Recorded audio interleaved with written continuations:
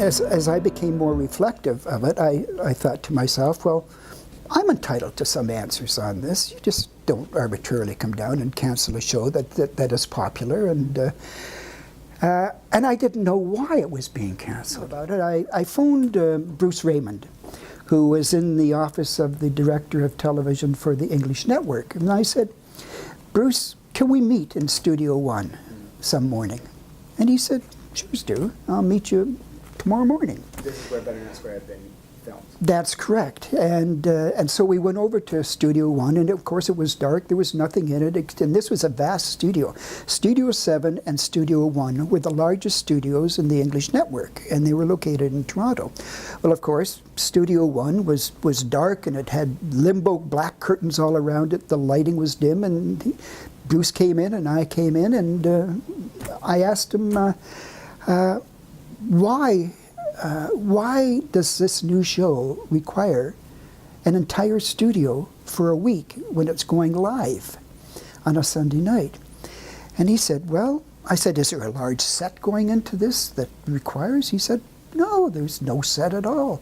What you see behind you, the black limbo curtain, is going to be the background, and they've got a 20-foot riser, which is a platform about 18 inches off the floor, and 3 chairs.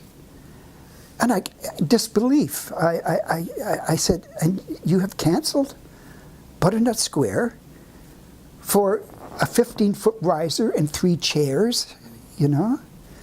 And I didn't say anything after that for a moment or two, and then I paused for a second, and I don't know how this came out of me, but I said to him, give me half the studio. Give me half the studio. I'm sure that we could arrange some with set. We'll reduce the Butternut down to half a studio, and this hour 7 days can have the other half. Well, he pondered for a moment, and then he said, get something on my desk. Well, I went back to my office, and I phoned Ernie, and I phoned Judith, and I said, unpack your suitcases. I think there's a bit of a reprieve here, but come to my house tomorrow and have lunch. So they did, and we sat, we thought, okay, can we revise Butternut Square from a full studio to half a studio?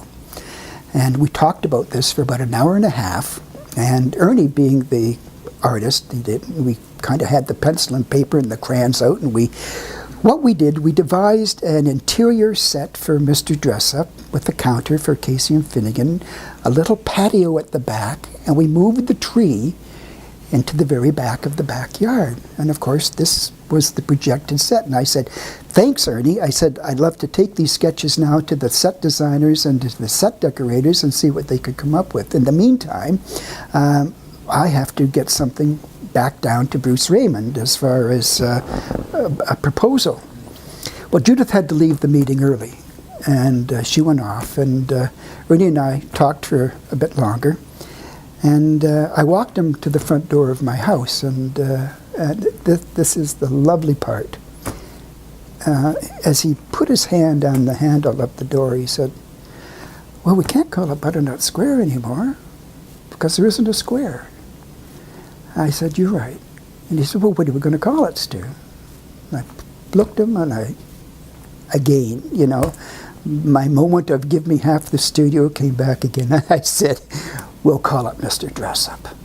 And that's how Mr. Dressup came about, you know.